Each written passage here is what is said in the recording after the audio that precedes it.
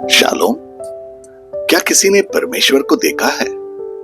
मुझे यकीन है नहीं, मगर हमारी खुद की धारणाएं हैं और अक्सर हम उसकी कल्पना करते हैं कि वह बिल्कुल इंसान जैसा है। यहां तक कि प्रभु यीशु को भी किसी ने देखा नहीं है। जिसने भी उनको देखा था वो जीवित नहीं है। कुछ चित्रकारों ने अपने दिमाग के उपज से प्रभु के चित्र बनाए और वह यह समझने लगे कि प्रभु ऐसा ही दिखते हैं। उसी तरह से हम हमारे समझ के अनुसार परमेश्वर की इबादत करते हैं, जो अक्सर मनुष्यों की बनाई हुई रीति रिवाजों, देह के काम और भावनाओं पर आधारित होते हैं। परमेश्वर हमारा पवित्र हृदय चाहते हैं, जो उनके प्रति समर्पित हो, जो उन पर निर्भर करता हो और नम्रता और अनुग्रह में जिए। अदन के वाटिका में जब परमेश्वर ने मनुष्य के देह का ढांचा बनाया, उसके बाद उसके नथनियों में सांस फूंकी। वह सांस परमेश्वर की आत्मा थी। उससे जाहिर होता है कि उन्होंने हमें उनके साथ संगति के लिए बनाया। हमारी आत्मा से उनके आत्मा की संगति। सचमुच में सृजनहार परमेश्वर के साथ मेल मिलाप। मनुष्य ने अदन के वाटिका में उस संगति को गंवाया पाप के आगमन के बाद। बाइबल में कई खोजियों का जिक्र है, परमेश्वर के खोजी, पर उन सब से अलग और उल्लेखनीय है दाऊद। वे हमेशा परमेश्वर की संगति के लिए व्याकुल थे और ऐसे ही एक संदर्भ में यह कहते हैं, भजन संहिता उसके 42 में, उसके पहले और दूसरे पद में, जैसे हिरनी नदी के जल के लिए हाँफती है, वैसे ही हे परमेश्वर मैं तेरे लिए हाँफता हूं। जीवते ईश्वर परमेश्वर का मैं प्यासा हूं। मैं कब जाकर परमेश्वर को अपना मुंह दिखाऊंगा। जब उन्होंने यह लिखा तब दाऊद बहुत कठिन परिस्थितियों से गुजर रहे थे और उसे ऐसा लग रहा था कि मानो परमेश्वर ने उनसे दूरी बना ली है और उसके कारण अब उन पर सारी ताड़नाएं आ रही थी। वहां उसी भजन संहिता में उसके 7वें पद में वह यह लिखता है, तेरी जल धाराओं का शब्द सुनकर जल जल को पुकारता है। तेरी सारी तरंगे और लहरों में मैं डूब गया हूं। जिस जल का वो जिक्र कर रहे हैं वो बहुत गहरा है और अपने जल की गहराई से जो उसके शब्द हैं, परमेश्वर के जल की गहराई जो परमेश्वर का वचन है, उसको पुकार रहा है।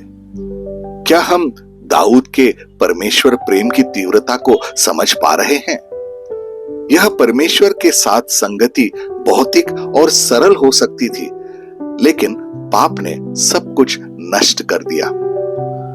प्रभु यीशु आए ताकि मनुष्य की संगति परमेश्वर के साथ एक बार फिर जुड़ सके और इसीलिए उन्होंने कहा यूहन्ना के 4 अध्याय उसके 23 और 24 पद में, परंतु वह समय आता है, वरन अब है, जिसमें सच्चे भक्त पिता का भजन आत्मा और सच्चाई से करेंगे, क्योंकि पिता अपने लिए ऐसे ही भजन करने वालों को ढूंढता है।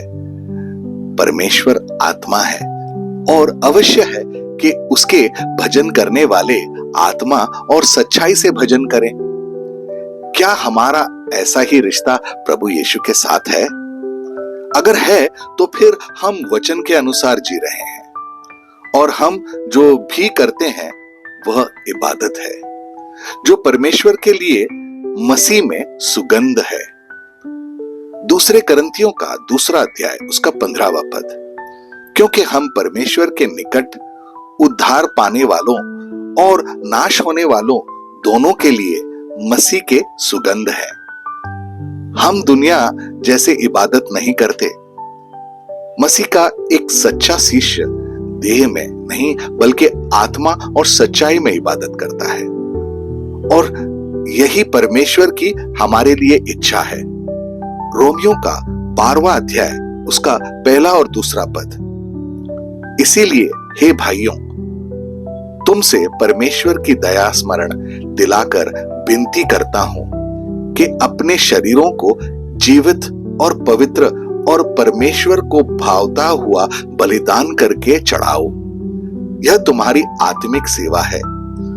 और इस संसार के सहर्ष न बनो, परंतु तुम्हारी बुद्धि के न्याय हो जाने से तुम्हारा चाल चलन भी बदलता जाए, जिससे तुम परमेश्वर के भली और भावती और सिद्ध इच्छा अनुभव से मालूम करते रहो। क्या हम परमेश्वर की भली और सिद्ध इच्छा को करने के लिए तैयार हैं? आइए प्रार्थना करें। प्यारे और दयालु प्रभु यीशु, मैं आज के सुबह के लिए आपको धन्यवाद देता हूं। बाइबल में वर्णित हर एक वचन के अनुसार मुझे आपके नजदीक आने के लिए मदद करें। खासकर जिस तरह से आपने उस सामरी स्त्री को चेताया था कि समय आ रहा है और वो समय अब है जब परमेश्वर सच्चे इबादत करने वालों को खोज रहा है, जो आत्मा और सच्चाई से इबादत करें। हे प्रभु यीशु, मैं वो सच्चा इबादत करने वाला बनना चाहता हूं। मैं दाऊद की तरह बनना चाहता हूं, एक सच्चा इबादत करता, जो ये समझ रखता है कि उसके आत्मा आपके आत्मा के लिए व्याकुल है।